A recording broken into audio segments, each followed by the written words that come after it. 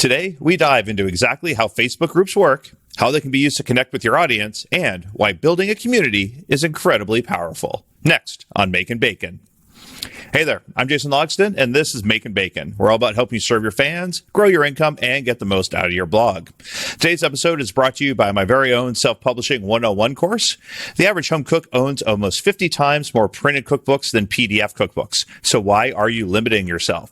With the advent of print-on-demand companies like Amazon KDP and Ingram Spark, it's now easier than ever to become your own publisher. But if you don't know what you're doing, you can waste not only your time, but also your money. After publishing 15 cookbooks, including a top 10 cookbook on Amazon, I know publishing, especially self-publishing, and I want to share my expertise with you.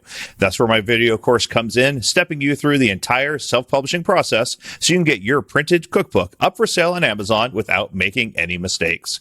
You can check that out at makethatbacon.com/publish now. Now, on to the show. As bloggers, we often try to build a community through our blogs and through social media, but sometimes we leave a valuable tool on the table: Facebook groups. But how can you actually create and grow a Facebook group of your own? Luckily, today's guest is the perfect person to help us out. She is an idea strategist, a natural educator, and community builder, the founder of Business with over 33,000 members, the Course Creator Circle, and leader of the Impact Team at Reed-Enever Group. She's all about ideas and educating your market through the power of community. I can't wait to learn from today's guest, ideas and marketing strategist, Linda Reed-Enever. Linda, welcome to Makin Bacon. Hi, good morning or good evening in your time. It's so nice to have you on, and I can't wait to dive into all things Facebook groups. It's a big conversation around food bloggers right now. But before we get started, I always like to ask, what is it like around your dinner table on a typical day? Crazy.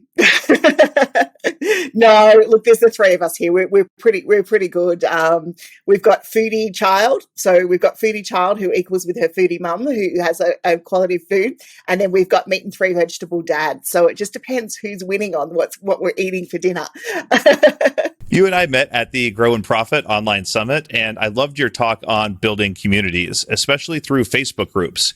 But some people don't always understand why it's so important to work on building a community. Can you talk a little bit about the benefits that community bring to your business?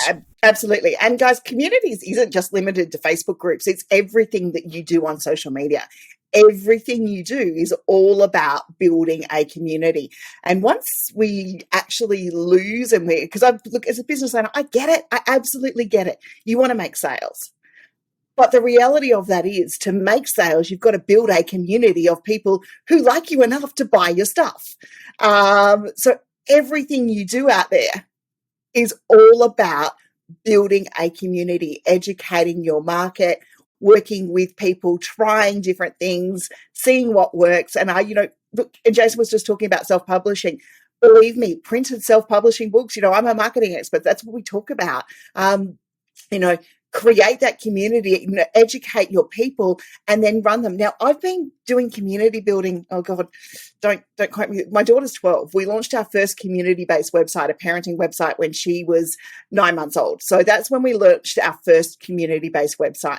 But we've been working with communities and from a marketing strategy since 2000 but go back to the 90s, somewhere in the 90s, early 90s, like 97, 98, I reckon, was when we first started working with communities, and we'd bring people together. You've only got to look at the fact that Facebook's turned 20.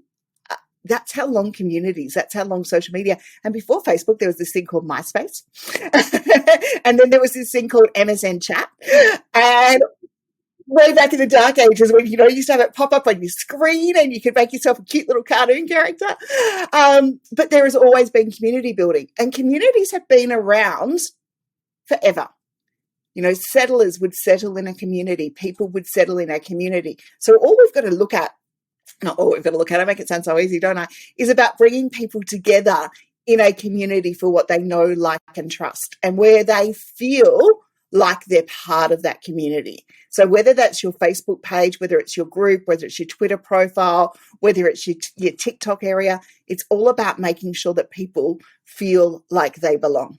And I think that community, what you said, people want to buy from people they like. That is a hugely important thing that a lot of people forget. When my community started to take off and I started to have people that were fans and more regular people that would show up, they're the people that would pre-order my book when I said, I have a book coming out. Yep. And that's all the information they had. And they said, I want it. Like, that's all they needed to know because they already believed me. What are some ways that you can create that community and start building that trust when you don't, none of us start with it. We have to work towards building it up. Exactly. And you nailed it down. None of us start with it. None of us start with that community, or we do in some ways. If we've got people that we've brought across the line and we've done that. I suppose the best thing that I can say is it's about educating our people and educating our market along the way. If you create a Facebook group or a Facebook community with purely the intention just to sell, you're creating it for the wrong reason. Okay. And therefore it will always be hard work. It will always take forever to get anywhere. It will always take forever to grow. You'll feel like you're slogging away because the results you're not looking for aren't community growth, aren't community change, aren't people getting through that process. It's going to be out there. And the other thing that I would love to talk about before we get into this, if you create a community, go, I don't want the others in my field in there because it's my space and I'm not letting anyone else come into my space and play in my zone. Yes, you can tell I'm frustrated about that at the moment because I can put the voice on for it. Then once again, you're not building a community, because when we build communities, we build a space that is large enough for us to stand out and lead our space.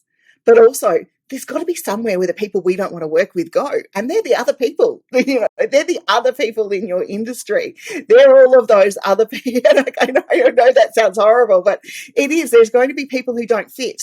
And if you're not allowing them to find that other fit, then they are going to work with you. And then you end up with a really uninformed and horrible client relationship. So I'm not a big believer in closing things off. The only place we close things off is my mastermind group. So things like the Course Creator Circle, where it's me teaching course creation, or things like, but even then, there's other course creators in there, and course creation coaches in there, but things like the Marketing Circle. But something like Business, which we built, is a space for business owners to learn, support, network, and do with each other.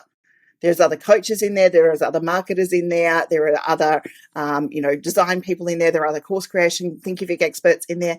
We really don't care. The number one rule about that space was, and the reason we created it, was to allow business owners to come together and get support. So the first thing you've got to do is find what you're passionate about and find what's going to go through that journey. And as Jason said, once that happens, and you start building that following and you start building what you're passionate about, people will come and buy from you. We have a running joke in the office here. We put a, Freddo Frog bet on of who's going to be the first person to buy the ticket, or who's going to be the first person. Because there's a group that tend to buy a lot of what we're doing. So, running poll, who gets a packet of Freddos on who guesses who's going to buy this product first, or this book first, or those things as they come out. And it's a really good way of just, not knowing your people. And I know my people well enough to know that that's going to fit that person. And I also, when we do this process, and it's really good when you start going through this, is if you sell something to someone who it's not going to fit, be upfront and honest and say it. You've bought that product. That's not for you. Let's move you. I'm going to refund you that one. And we go through it that way. So community is all about trust. I love your point about working with our competitors or people that are also in the space. With my work in the International Sous Vide Association, I work with sous vide cooks and sous vide cookbook authors and sous vide video people. And it's all people that are generally competitors to me in sous vide. Those are the books that I sell, but those are the type of people, they recommend me to their audience. I recommend them to my audience. And to your point, there are people that do things better than me in sous vide. And if someone wants that, I say, hey, use this person. I know them. I trust them. They'll take care of you. And that builds that trust. Absolutely. And that's a really key point. So when you are looking at those sorts of things, is to refer what is right for the person, because they still come back and buy from you when it's necessary for them to be able to buy from you. I think one of the things when people create communities or they create a Facebook group is maybe not allowing the time. It takes time to run a community. It takes time to build your profile on a social network. It takes time. And we're in a society now where everything you're expecting an immediate result. I'll provide an example I provided to my Marketing Circle members today. We did the one video And it was one video that went across 3 different platforms. And we were trialing it out because I've said, okay, fine, I'm going to get into this TikTok thing. I will actually give it a shot this time because, every other time I've tried it, let's be really honest, I've gone, can't do it. But we've been looking at TikTok and we've been watching the results. And, each video is getting about 300-400 views. So for a brand new platform with 20-something followers, that's not too bad. 200 eyes on a video is not bad. We had one video go up on TikTok. It got 2 watches. And I went, we put a shitload of work into that video. Not a shitload, but we put it was about half an hour of editing. I want more than 2 views on that video. Okay, so let's try it. Let's cross it across the platforms. And I'm a big one for repurposing stuff. So we popped it on Instagram Reels. In 48 hours, it had 500 views. We popped it on YouTube yesterday. So it went into YouTube Shorts yesterday. And believe me, YouTube Shorts algorithm, no one's worked it out yet. But the YouTube Shorts version inside the first 12 hours has had 250 views. So what it means is it's about delivering the content to the people where they want it. And obviously TikTok was not where they wanted that video that we'd spend a piece of time, but Instagram and YouTube, it worked. But it is about delivering the content to people where they want it. And it's the same with your groups. It's the same with making sure that you give them the time and you deliver the content where they want it. So some of the content you deliver in your group, you might think is amazing, but it's too much for them to take in a group environment. So it might need to be on a Facebook page or it might need to be on YouTube and then link through to the content that you're providing. But running a Facebook group or running a community takes time. You need to be able to invest. You can't run a Facebook group and expect to check in on it once a week. It's just not how it works. You can automate the posting, you can automate a whole heap of things, but that Facebook group needs a daily check-in from the admin because you can see it when a Facebook group doesn't have admin check-ins, the members will call you out for it. Where's the admin? Why are there bots? Why is this happening? And it becomes overwhelming.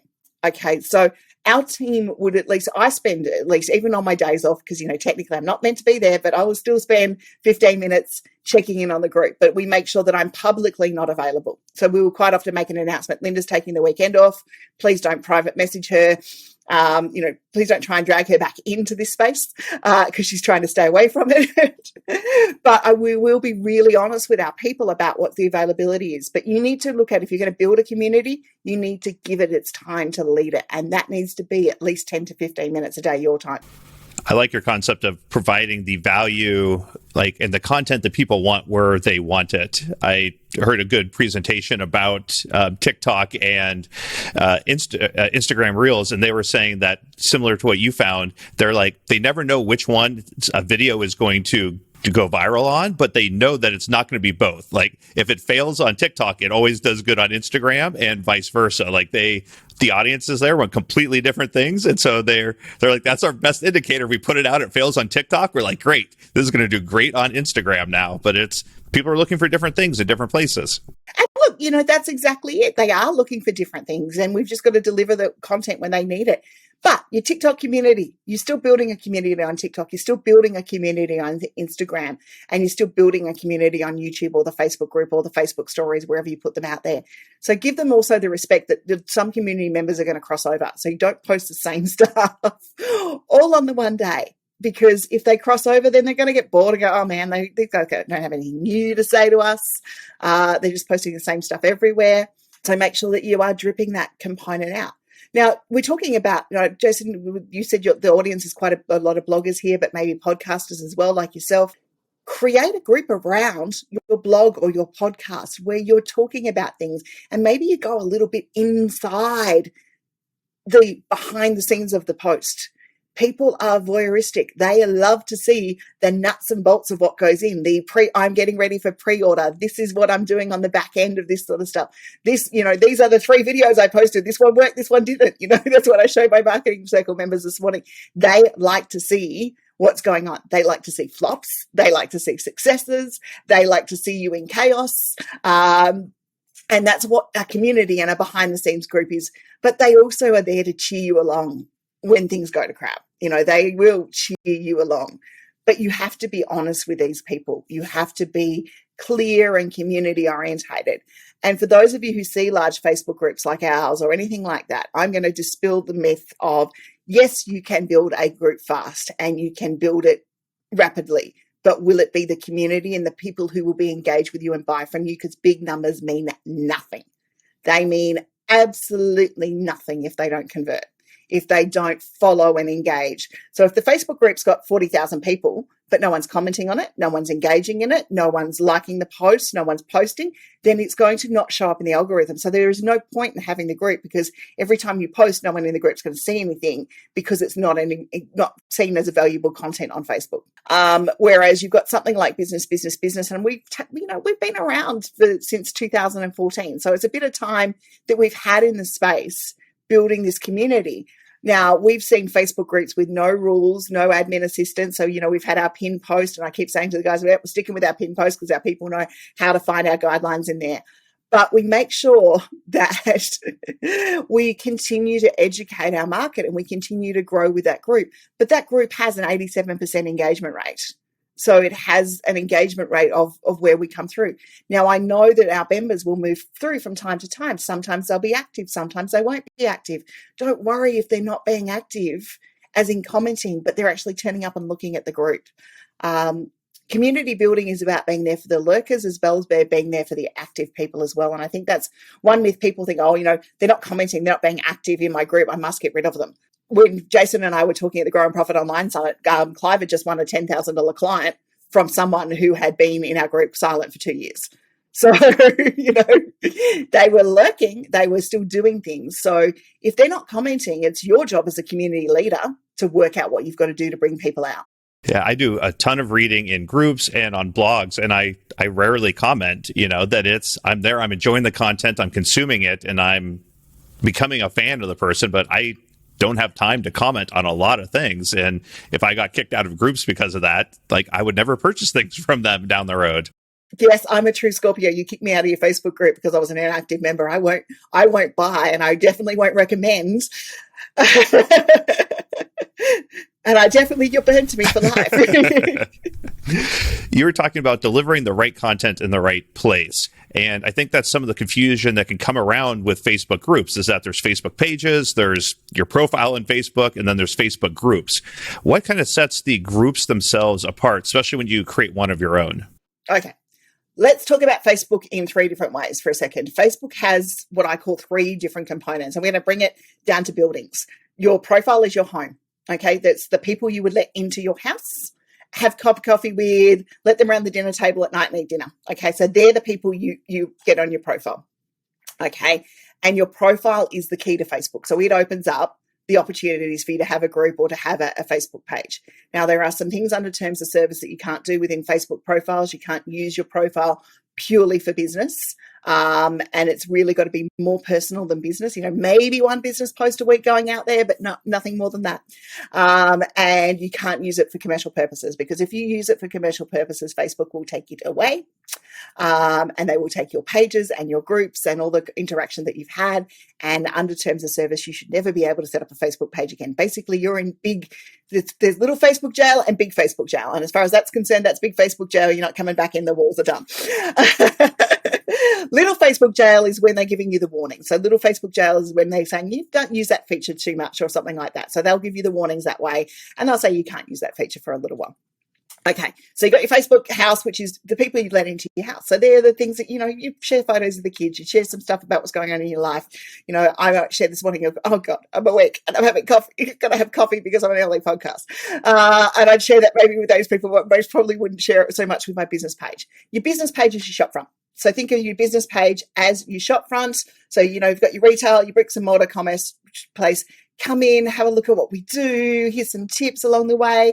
Here's how style this lovely vase, or it's your shop front, or it's your magazine if we're talking in the world of bloggers. So it's your print magazine, and it allows people to be able to buy. So that is where you can run Facebook ads, and you need a page to run Facebook ads. That's where you can put your products in, your Facebook shopping with your physical products. Now, remember, Facebook shops physical products only. Use your services tabs if it's ebooks and those sorts of things that you're selling. But use your print on demand book. Go with Jason, get your print on demand book, and then pop it into your shop.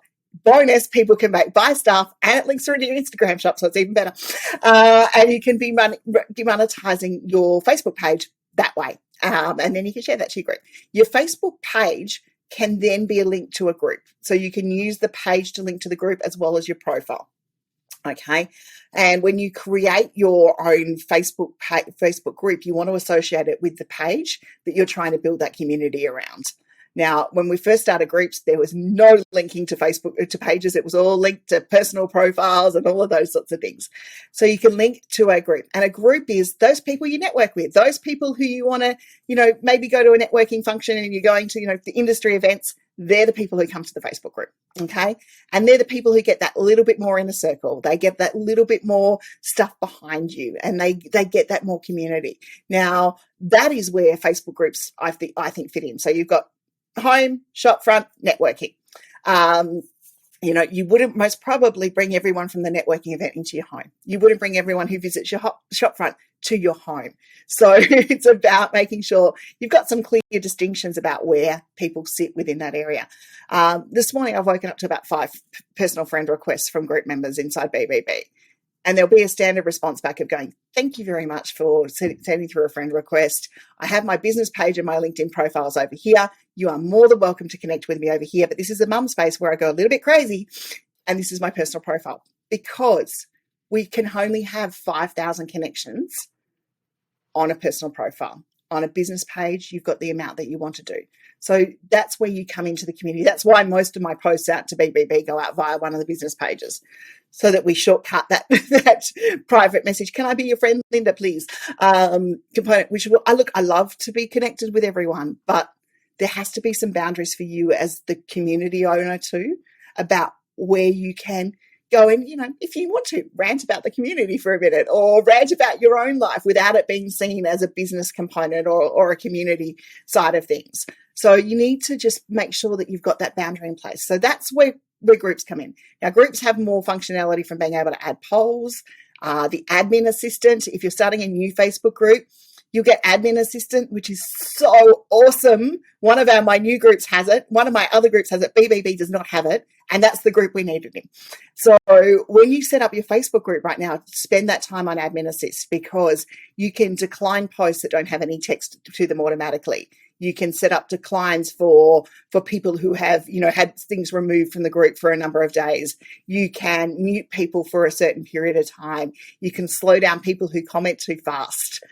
Look, I love it, because we've got it inside 2 of our new groups. And then this one is like, the one where I need it, it's not there. The one where we get all the post dumps and all of that sort of stuff. Give me the admin assist. So use admin assist. You've got so many tools, but that, I can tell you, will cut down our time on BBB on the post dumps and the text posts.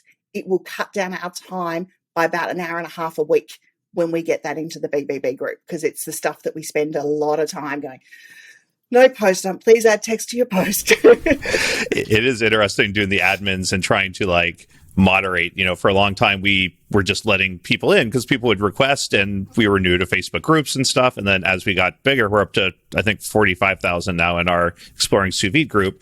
And it became clear that half or 3/4 of the people that were, trying to get in were just fake accounts or spam accounts. And so trying to have to add the questions and go through and start kind of protective on the upfront. So that way we didn't have to be quite as protective. Once people were in there, we knew that they were people that at least knew what a sous vide machine was and had a brand of sous vide.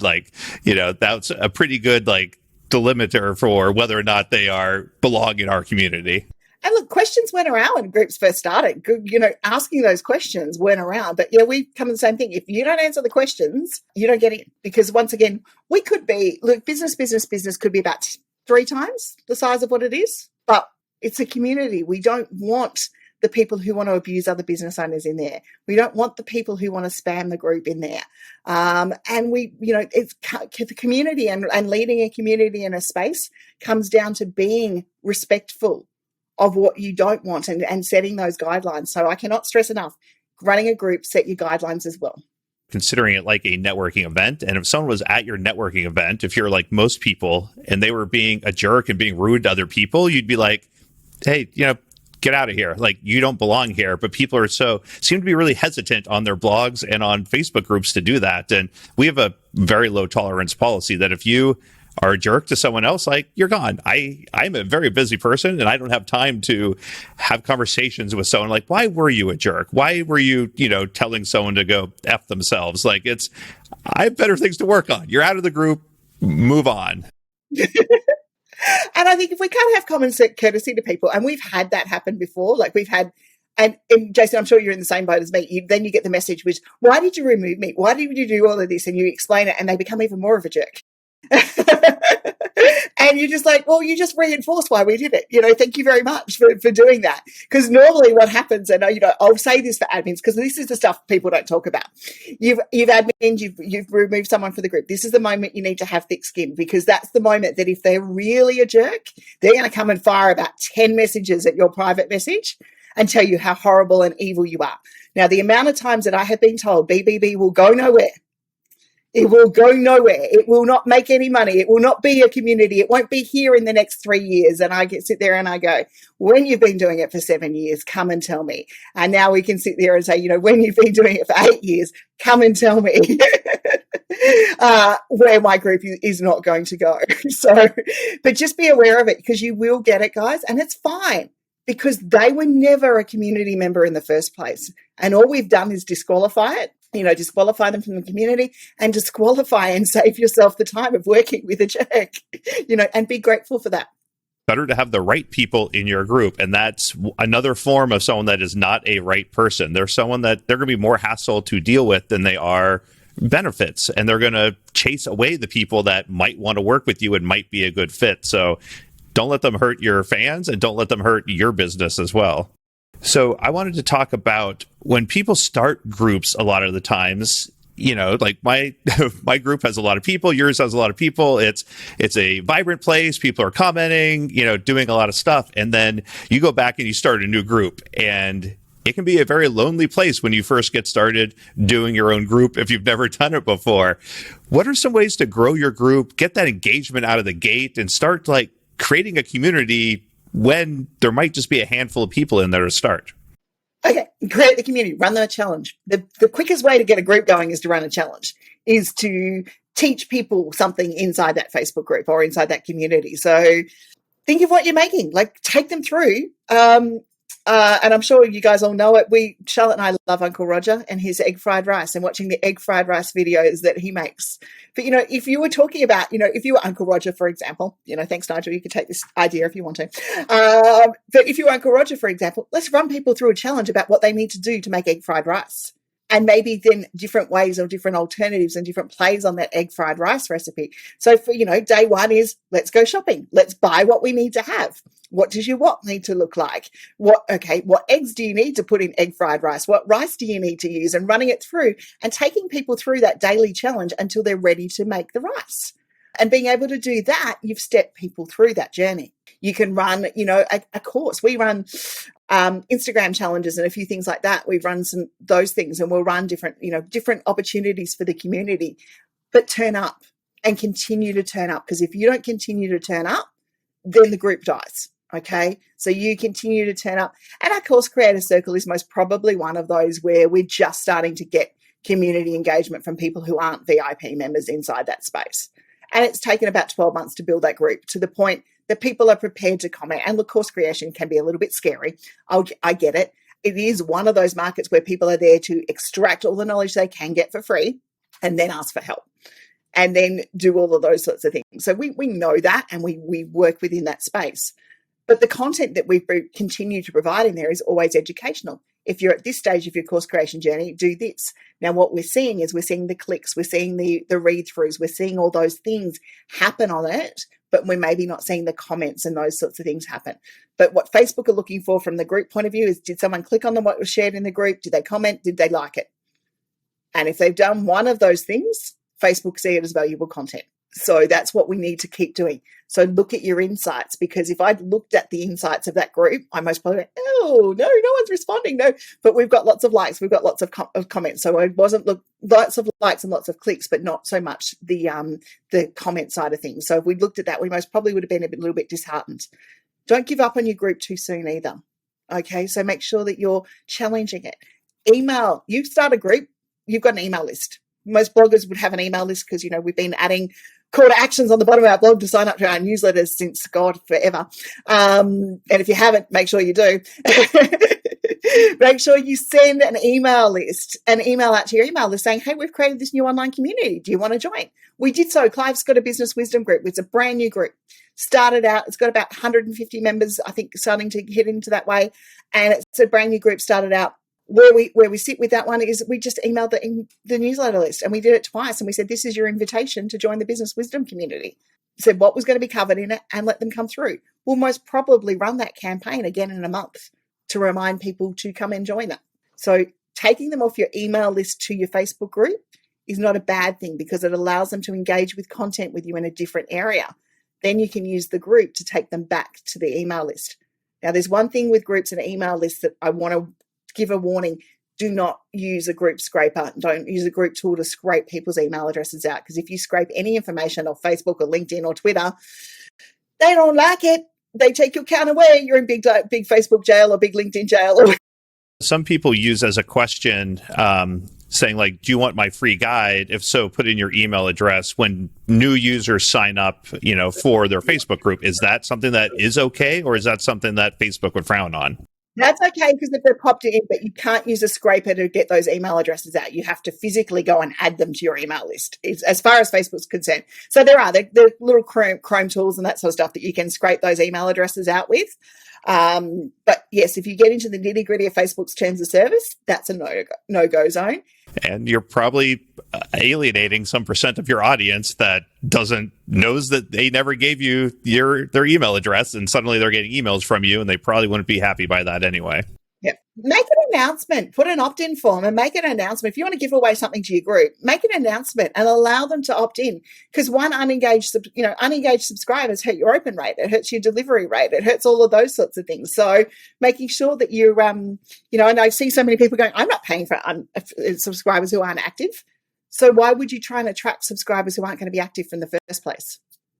Using your mailing list, I view my Facebook group as another product, basically, that I have. And it's a free product, but it's one that I need to promote on my blog. I need to promote on my website, or on my mailing list, on other social media. I try to let people know that I have a Facebook group. If you want to connect and have conversations back and forth, that's the place where I am generally active doing that. And like you said, it's a different way to communicate than just the newsletter is, or just Instagram, posts are. So I like that concept a lot. So you talked about creating a challenge to build engagement. Are there certain types of posts that you've seen that do kind of drive comments a little bit better, or that people seem to reply to or respond to a little bit more? yeah, the promote your business post. Yes, the good old promote your business post, that one skyrockets. No, look, okay, give your people a chance to show off what they do. So if we're talking about, you're a recipe making a food blogger and you've given someone a recipe, or okay, let's take because this episode's sponsored by the cookbooks, by self-publishing a cookbook. Okay, so let's say we're going to self-publish a cookbook. Let's look at a strategy for using a Facebook group to do that. Okay, so we're getting into our food cookbook area now. Be very smart about what you name the group, because you're going to produce 7 or 8 cookbooks over your time, hopefully. You're not going to just produce one. So, cooking with whoever, blah, blah, blah. This is what we're going to cover. Take them behind the scenes. So take them behind the scenes of the photo shoot, take them behind the scenes of the book. I'm going to try this recipe out and give them a couple of test recipes, and to get them to test it out as well along the way, because then you go, it worked I missed a step, or I did this, or I did something like that. So you've taken people behind the scenes. They were already invested in buying the book because they've tried out a couple of recipes. Did it work? Share your photos. As the book gets ready to launch or goes through the ebook stuff, you might do a few video walkthroughs about how you've been creating stuff and what's going through that area.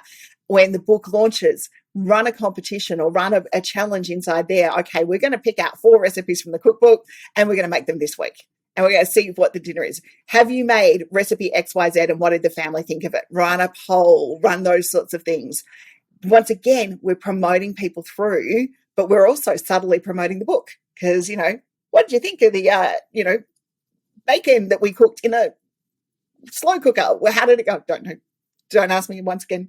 Foodie, mummy, but mummy would loves to outsource fooding.